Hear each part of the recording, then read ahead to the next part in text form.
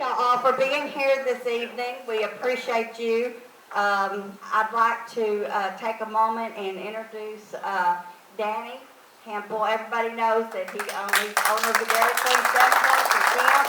We appreciate you being here, and I'll let Sam introduce the others. And everyone, if you would stand, we're going to say a quick prayer. Naomi Lane is the Ladies Auxiliary Chaplain. Yes, I will.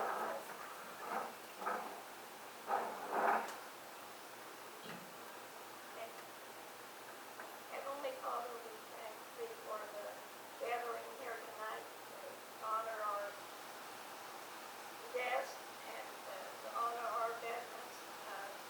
Heavenly Father, bless the food that we have about to receive, that it nourish our bodies and souls. Amen. Amen. Thank you, Naomi. Okay, a couple of people I want to introduce, and one of them I'm going to get up here and lead us in the pledge. To my immediate right here is Jim Prysock, Post Commander, been Post Commander 50 years or 5 years? 5 years. And to his immediate right is Van Wright. He is the interim president of the Men's Auxiliary. And to his immediate right, what is that guy's name? Jim. Say hi. Hello, I'm Ellis. Jim Ellis. You know, this is called pushing them out the Eagles nest a little bit, and I love to do that. But Ellis Bean, y'all will get to hear a little bit more about him in just a minute. But over to the right over here is a guy that Deb and I and his little darling have gotten to be very close with over the last year. And that's Lloyd Baldwin and his sweet little darling Eve. And Lloyd, we're going to ask you to do the prayer for us. Or the Pledge of Allegiance. And folks, I'll tell you, a couple of us in the room, I know Jack was up there. We did a little thing at elementary school up in Scurry. And when it was all over with, I told Deb, I said, honey, I expect any minute now Lloyd's going to do an altar call. But that was absolutely one of the most phenomenal flag ceremonies that I have ever witnessed. Lloyd, please do us the honor and lead us in the pledge. Oh, you're trying to get me to big head. I know better than all that. Come on up here, buddy. I can talk about that. You gonna get there? Okay. Everybody, did you? I pledge allegiance to the flag of the United States of America and to the republic for which it stands, one nation, under God, indivisible, with liberty and justice for all.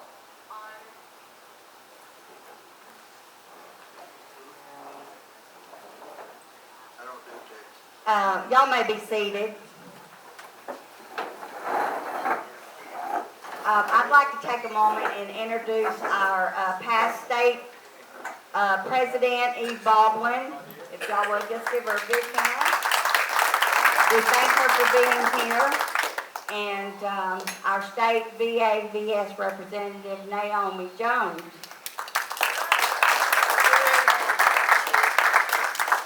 And I thank all of y'all for being here. At this time, we would like to introduce this gentleman here. I met him years ago, and he was a lifesaver for me and the auxiliary. Their hearts opened up so big to us here that it was just unbelievable. The Optimist Club, Danny had introduced us to where we needed to be. He asked me to come to a meeting, and it all started from there. And I tell you what, in my heart, you, Danny, and the Optimist Club will always have a special place. And I thank you so very much. We are so blessed because of you. And if you would you come to the front, and we would like to present you with something that is long coming.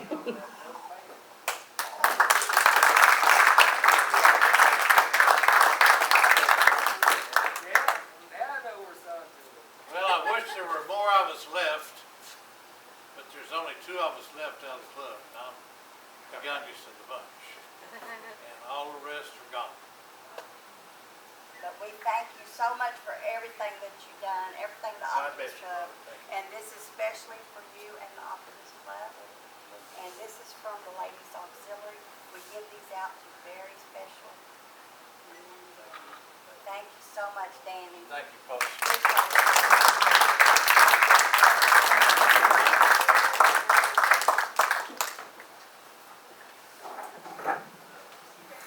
Okay, this next guy here, I'm gonna let Ben introduce him.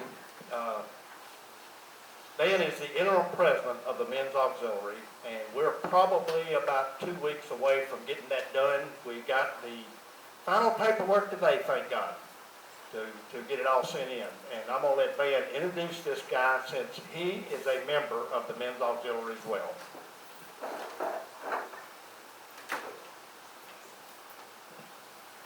This guy here, I didn't know him till tonight, but I can tell by looking at him, he looks honest.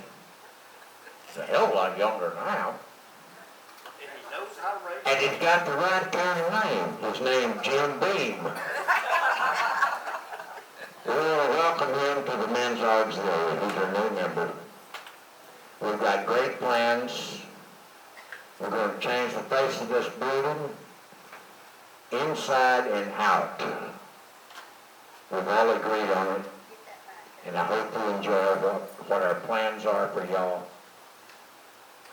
and our new commander that's coming in. 2 weeks. 2 weeks. Thank you. Okay. Ellis, get ready, buddy. I told you we was gonna put you on the spot a little bit. About September of last year, wasn't it, Lynn? We got a phone call one day from this guy that said, I have got to do something for the military. And we were saying, what do you want to do for the military? And we thought about it for several weeks, and finally we decided, well, if he's going to do something, because I think I know him well enough by us talking, that he wants what he does to go straight to the kids over in Afghanistan and Iraq, correct? Yes. How much money did you raise for care packages last year up until Veterans Day? About $1,800 bucks.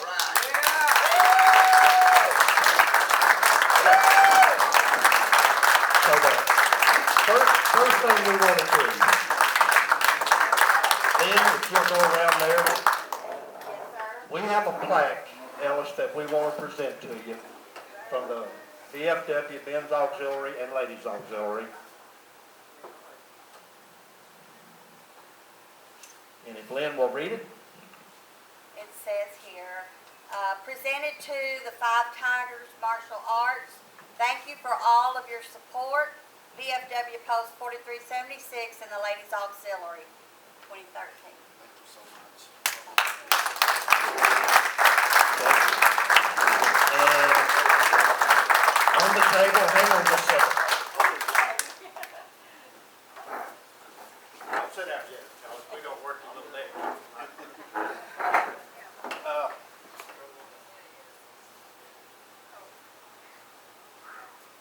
Mr. Pettis, name? Jim and Glenn, stand up and wave your arm back there. Okay, they built this over the last couple of days. And on behalf of BFW Post 4376, thank you. And we want you to put that baby where everybody over there at your martial arts studio can see it. Now, hand me that little book over there, man. Don't forget to say what. Welcome. Damn. Welcome. To the Men's Auxiliary. We're gonna welcome him. Come on, y'all welcome. Now, Deb and I were in the military surplus store, wasn't it? Looking around the other day, and I saw a book laying there that just, it says, The Pocketbook of Patriotism. And I told Deb, I said, honey, this thing should say The Pocketbook of Patriotism by Ellis Beam, because everything that I read in there, I've heard from him over the last year. Unbelievable human being. I know, you know, Mel, raise your arm just a second. Come up here, girl. Come up here, Mel. I told you you had a huge fan club over here, and she is the president of your fan club. Yes, I We wanted people to know you, and this video is going to go on the Red Shirt Friday site, And it's gonna go on the cedarcreeklake.com website, if y'all have ever been to that website, and we're gonna put it everywhere out there, because we want people to know that there are heroes amongst them out there. And that's what our purpose is recognizing this young man here. And here's a flag that we also got into place. And another thing that we want to do, and you can go ahead and sit down, because this is going to take me a minute or two. But I want my darling to come up here with me on this one. I ain't coming up there. Where is it, daughter? He said, darling. Oh, I'm going to tell you a real quick story about why you see so many people running around here with red shirts on. And then we've got some we want to present to Ellis and his family. But in 2004, how many Vietnam vets, first of all, are in the room here? Okay, it's one, two, probably the majority of the guys in the room. Vietnam vet over here. What would it have been like, guys, back in, when were you over there, Lloyd? Huh? When were you in Vietnam? In and out of there from 1961 to 1968 in November. You came home in November of '68. What would it have been like, Lloyd, if you'd have got off that airplane in San Francisco or wherever you landed, and you saw a whole group of people standing around with red shirts like this welcoming you home, instead of worrying about where the rotten eggs are going to come from? It would have been different than this, right? Absolutely. And folks, I'm going to tell you, when in 2004, our baby son was on his second tour of duty in Iraq. And he called us twice one week. And I told Deb, I said, honey, I'm a little scared that the kid's gotten hurt or something, and he's afraid to tell us. He called Sunday morning, right? The third time that week. First words out of my mouth is, Tony, what's the matter, boy? Did you get hurt? I need to know. And he said, no, Dad, I'm not hurt. But he said, I got a question for you, and I've got 6 of my buddies standing around me here, and they were over there just outside of Baghdad. He said, do you and Mom and everybody else there in Texas think about me and our boys over here like those politicians do in Washington, D.C.? And I wish the kid could close their ears for a second. I'll tell you exactly what I told that child. I said, H-E-L-L, no. And about 6 months later, Deb and I were in, I can't remember, we were in somewhere, and we discovered the Red Shirt Friday thing. So since June of 2005, we've been wearing a red shirt on Friday. We just started getting these designed about, 2 or 3 years ago, whenever it was, but we wore a red shirt every Friday from that day forward. And everywhere we go, people want to know, why do you two look like Bobbsey twins? And we told them that story. Because we did not want our kids to go through the crap that Lloyd went through, that this young man went through, that these guys back here went through, that these guys over here went through. And that's why we started letting them know that you're our hero. that's right. You're absolutely our hero, and we will not let some politician use you as a political pawn out there. And so what Deb and I want to do, we had a special shirt designed in 2011, May of 2011, and how many of them are there left? That's the last one there in the kiddo. A couple more up left. And we wanted to present the one on the very bottom there, Ben. We'll get those in a second. Hold it. Ellis, come on up here, buddy. It's huge. Sorry, this is the only one I have. This one. And we got some others too that we'll tell you about later on. But this is the original one that our daughter, and what's that guy's name that ran that big company that put oil well fires out? I can't think of the name of it now. Red Adair's company. They sold enough of these things in May of 2011 to where our 2 granddaughters could go to any college they wanted to on the face of this earth. Over 2,000 of these things. And so we started doing it with a local company here in Team Sports, Texas. And there's 2 of them left, and they're not going to be printing anymore. And we want you to have one of them, buddy. And you'll see a lot of the girls and guys around here with them. And thank you, buddy. Thank you so much. Over here. And I want to let you know that we have got special shirts for y'all, but they did have them ready for you. That's got 5 Tigers Supports Red Friday on them. And she's going to print those for you as long as you want her to. But what Deb's telling is, Team Sport Texas is doing some that says 5 Tigers Supports Red Shirt Friday. And we've got enough for him and his little darling over here and the 3 kids. And they just didn't have them ready for us this afternoon. But which one is Mama? No, Mama's got to come up here. We got to get Mama up here in front of everybody. That's right.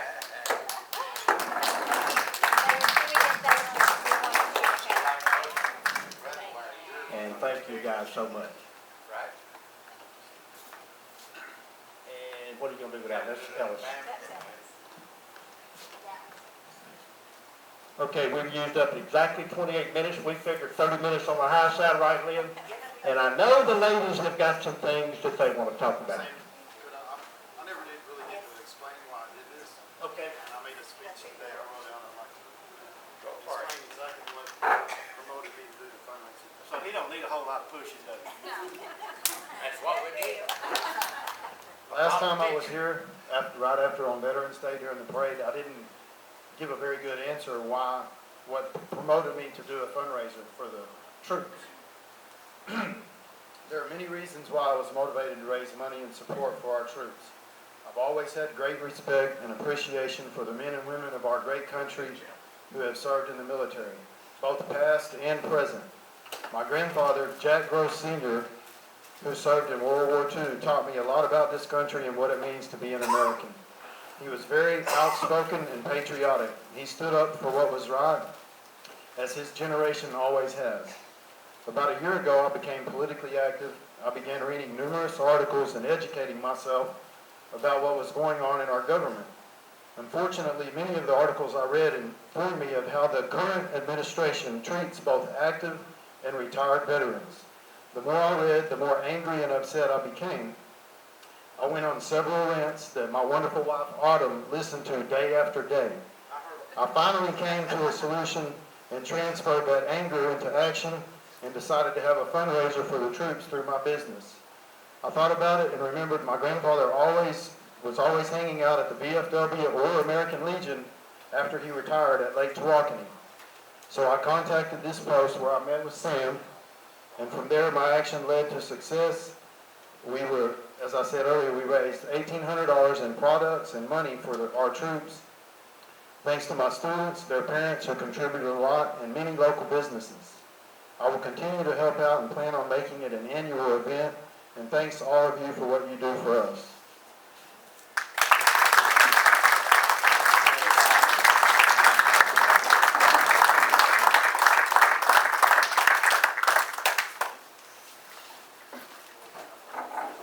Thank you so much, Ellis, and well, you're just a blessing to us. You were just sent from heaven. You were. Oh, goodness. And I'd like to say something, if I could, to Danny. We started with the youth programs and helping with all the children in the Toole Elementary, and even one day when we're not here as president, the auxiliary, I know, will continue on with the wishes of the Optimist Club and you. Thank you.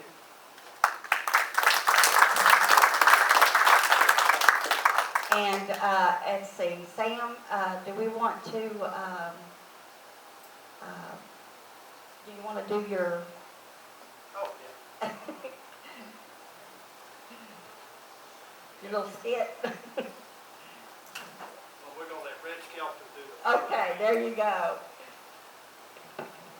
I remember a teacher that I had. They see microphone.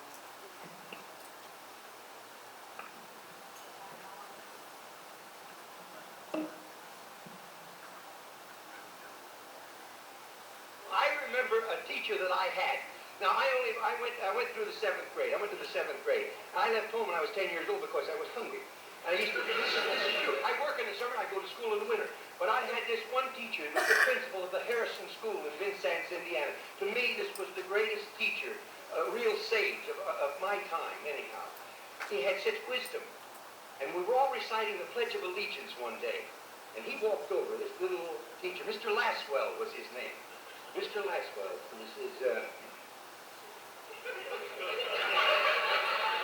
he says, I've been listening to you boys and girls recite the Pledge of Allegiance all semester. and it seems as though it's becoming monotonous to you. If I may I recite it and try to explain to you the meaning of each word. I, me, an individual, a committee of one, pledge, dedicate all of my worldly goods to give without self-pity, allegiance, my love and my devotion to the flag, our standard, Old Glory, a symbol of freedom. Wherever she waves, there's respect, because your loyalty has given her a dignity that shouts freedom is everybody's job. United. That means that we have all come together. States, individual communities that have united into 48 great states. 48 individual communities with pride, dignity, and purpose. All divided with imaginary boundaries, yet united to a common purpose. And that's love for country. And to the republic,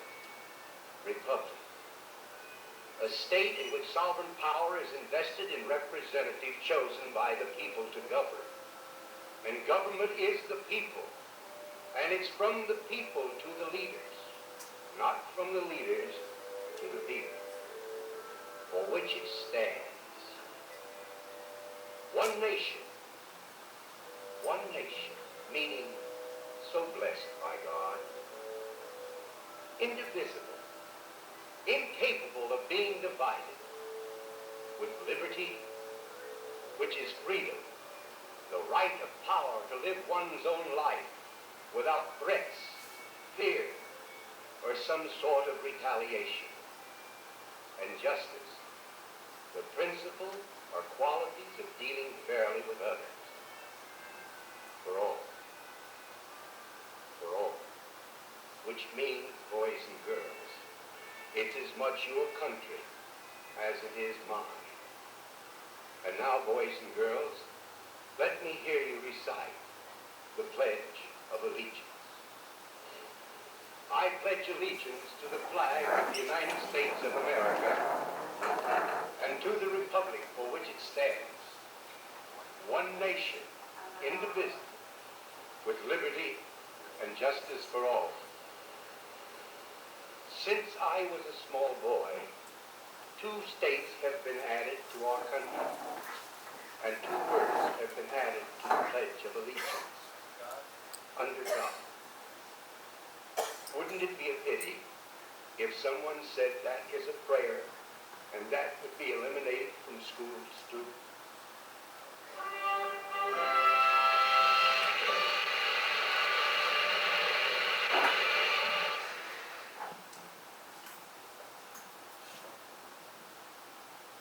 That is what it is about, isn't it?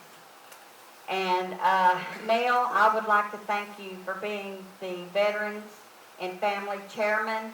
You did an awesome job, and we thank you, Ellis, for working with Mel. And I think that you may be working with her again. And and I do thank you, Mel, for your good work. Thank you.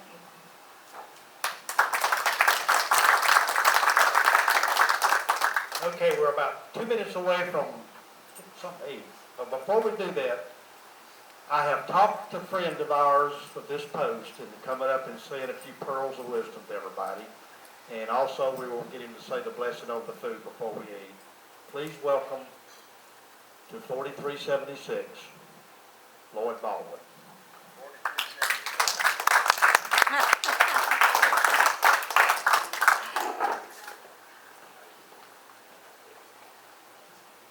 Old Sam's kind of famous, you know, trying to catch a guy running around with his britches down. And I'll try to cut this short, but based on what our bro brother Red Skelton was talking about, the pledge and everything, if you ever stop to think about our American flag, that flag in a sense was assigned religiously to People have wondered why you start with a red stripe and end up at the bottom with a red stripe. Religiously speaking, it's because, according to Christ hanging on the cross, the blood was coming from the top of his body and his heart and running down his robe to the ground. That's right, you got your red, white, and blue. Each one of the stars represents the constellations in the sky, or later on, the states is from left to right, as they joined the nation. And those stripes represent the 13 original colonies. Originally, the flag had 13 stars in a circle. And if you stop and think about it, our Constitution of this United States, our grand forefathers did not write that Constitution. They went to 4 preachers and give them their ideas. And check it out, if you don't believe it. They had those 4 preachers to write the Constitution, and it was based on the notes that they took out of the Bible and put in their guides when they held Sunday school. This Constitution is written by Christians, for Christians, of a Christian nation. That is stated in the preamble, I believe it is. And your atheist communist liberties union come in here and tried to say that there's no connection of church and state, it must be omitted. You know that's a dead blame lie, and so do I. And I bow to nobody but my God and my Savior Jesus Christ, and I failed rear end kissing school when I was born. And I hope y'all feel the same way. We will rebound from this administration we have now. We have the finest, freest nation on the face of this earth. And it'll stay that way because a true American, when you get down to it, they might fight each other and gripe at one another, but they know really what they got. And we got to educate the students in the schools, get that history of your country back in that school, because they have no idea where this country come from. So they'll know that the men and women in uniform are the ones that's dying every day to keep this country free where we can speak our peace without have our head chopped off. I'm going to shut up right there before I really get started. But keep this in mind, pass the word out, and make sure that the children in these schools, and I am happy to say one thing about the Coffin High School, or Coffin schools that I graduated from in 1955, they have never stopped saying prayer in their classes. Quick story and I'll shut up. David Greenslade was the president of the school board in the 60s when all this crap started. They quit saying that, or would not quit saying prayer in school. Somebody up there complained. 2 guys come in one morning down there and they're at the school when they was having a school board meeting. Told David they needed to see him. This is according to David himself. And they told him, if you don't stop saying prayer in the classrooms, we're going to stop your federal funding. He asked them politely to step outside while they voted. About the time they all got outside, he told them to come back in. And Dave's words were, I'll clean it up. See how fast you can get your what's back on that plane and go back to Washington. We bow to nobody but God. And praise to the Lord, they haven't so far. I wish all of them would do the same thing. God bless each and every one of you. I love each and every one of you. And if there's anything my wife or I can ever do for you in any way, please let us know. We're here for the veterans and people in need.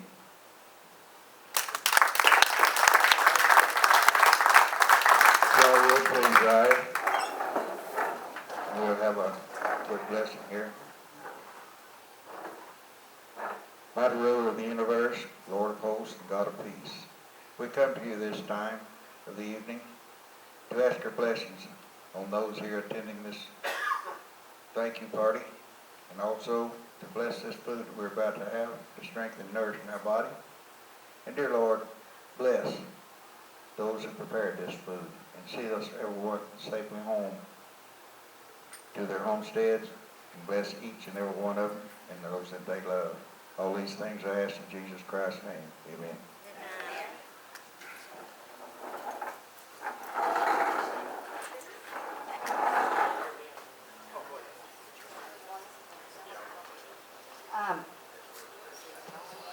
If you would, please let the guests go first in the food line, and we appreciate everybody for being here.